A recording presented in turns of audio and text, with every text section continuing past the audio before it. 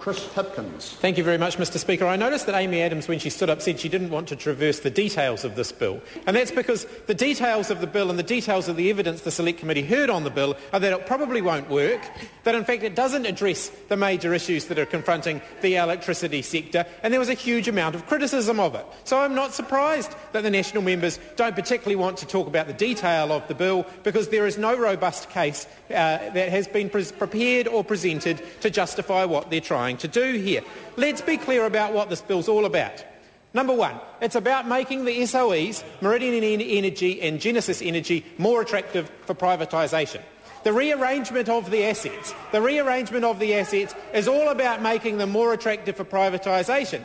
Because although the national government promised New Zealanders before the last election that it wouldn't privatise them in its first term, we know that the work is underway to privatise in the second term, should they get one. And that is one of the reasons why New Zealanders are going to reject the national government at the next election and return a Labour government, because they don't want to see the national government hocking off the family silverware. And Maurice Williamson knows all about that, because he was involved in privatising the assets last time around. In fact, I think he was an Associate Minister of Energy last time around when they were busy hocking off Contact Energy. That was Maurice Williamson, and he can't wait to get his hands on the other SOEs. So, Mr Speaker, that's what this bill's all about. This bill is about preparing those SOEs and getting them ready for privatisation, because there's no business case for the asset swaps. The Treasury noted that the business case hadn't been prepared. MED noted that the business case hadn't been prepared. The Institute of Professional Engineers submitted to the Select Committee not only about the business case, but in fact about the inefficient management of water that could result from the asset swaps, and they noted the fact that a case had not been made and that in fact it could have the opposite effect to what the government claimed. The government claimed it would result in more competition, and in fact it could result in less. So I want to traverse that for a moment. The Waitaki water scheme is one coherent system.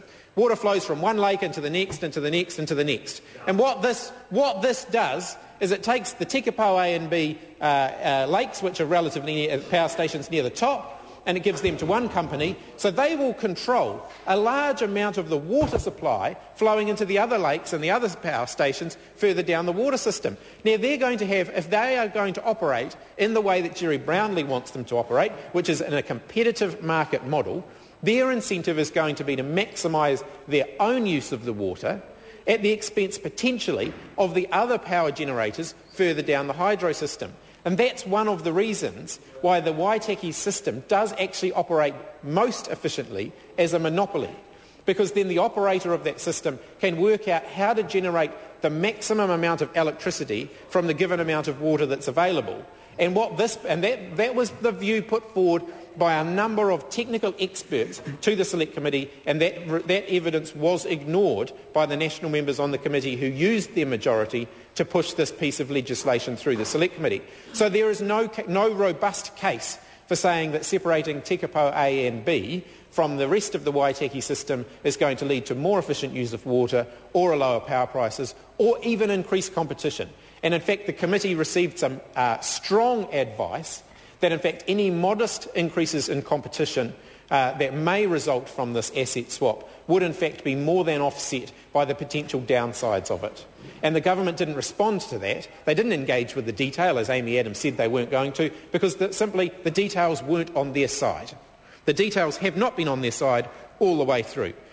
The government have taken their eye off the ball when it comes to electricity. The three major issues in the electricity market are sustainability, affordability and security. And that's what the government should be focused on. Before the last election, we had national MPs and national candidates all up and down the country doing their best to give New Zealanders the impression that under a national government power prices would come down. They haven't. Not only have they not delivered on that, suddenly they've now changed their tune. And they're not talking about lowering power prices anymore. They're talking about stabilising the cost increases. Well, actually, so what they're saying to New Zealanders, power prices are going to keep going up. Nationals given up on any notion that they were going to lower power prices, which is what they promised New Zealanders before the last election, and now they're simply talking about, well, we're going to increase power prices by a slightly lesser amount. When they boast about the fact that power prices have gone up less in the last 2 years than they did in the 9 years prior to that, they are of course ignoring the fact that we had a drought for a big part of that 9 years prior to that, which significantly increased the cost of power in New Zealand.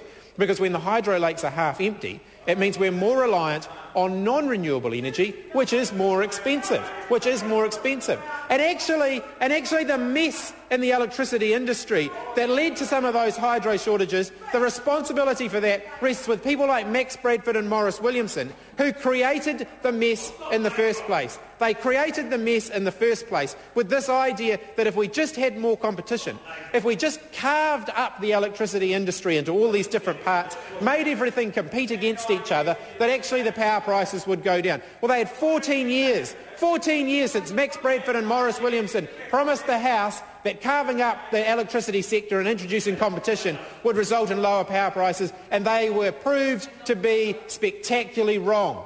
And now Jerry Brownlee's coming here and saying, well, actually, gosh, if we just introduce a bit more competition, if we just go back to that original idea that Max Bradford and Maurice Williamson put forward in the first place, maybe we could lower power prices. Well, actually, didn't work the first time, not going to work this time. Didn't work the first time, not going to work this time.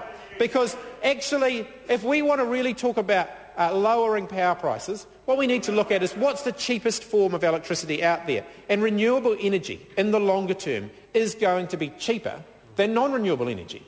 Because as oil and gas supplies continue to diminish, they're a finite resource. There is a limit to the amount of oil and gas that's available there. As those non-renewable sources continue to diminish, the price of them is going to go up. And in New Zealand, we have no excuse for being reliant on non-renewable sources of energy. When we have such an abundant supply of renewable energy, we are already very fortunate in the sense that the majority of our electricity already comes from hydro energy, which means we are already well ahead of the rest of the world. We could easily reach the 90% renewable electricity target that the government say they aspire to, but are in fact doing nothing to actually move towards. What was that? Not enough. Not enough. Maurice Williamson has asked how much renewable energy was built under Labor, and I would say not enough. I would say there's more, because actually Labor government largely kept in place, up until about 2003, the regulatory and legislative framework for the electricity industry put in place by Max Bradford and Maurice Williamson. So by the time they changed it and actually started to place the focus on renewable electricity, we didn't start to see those benefits until the last few years. Because electricity is a long-term game. It takes a number of years for an electricity generating plant to go from the planning stage to actually producing electricity. And we did have 9 years, and it wasn't long enough. It wasn't long enough. That's right. And in the next 9 years, we will have a lot more renewable electricity in the next 9-year Labor government, because given the spectacular failure of this national government, that's not an unrealistic prospect, that there'll be another 9 years of Labor at the end of this term, this very short term of national government. But coming back to electricity in particular, we need more renewable electricity, because in the long term, renewable electricity will be cheaper. And that's where the government should be placing its focus. It will also, potentially, if we diversify the renewable sources of electricity we have, increase the security of supply. It will ease, if we do it right, ease the constraints on our transmission system. One of the big constraints on the system at the moment is that we have the hydro all in the South Island and a lot of the gas generation and geothermal increasingly in the North Island, and electricity is flowing one way or the other over quite long distances. If we move to a new approach which is based on smaller scale renewable energy spread throughout the country, we can ease some of that real pressure on the transmission grid, thereby reducing the amount of money that's going to need to be invested in upgrading the transmission grid over the next little while. That's got to be a good thing. So those are the three things that we think that the government should really be focused on: sustainability, affordability and security. And those things go hand in hand. If we deal with the issues around sustainability, then we will in part deal with the issues around affordability, because unsustainable energy sources are going to be more expensive in the long term. If we deal with the issues around sustainability, we will also deal with some of the issues around security, because as I've said, we can ease the constraints on transmission and so on, and we can actually get a much better, much fairer electricity system if we focus on those three things. This is a bad bill, and the Labour Party will be voting against it.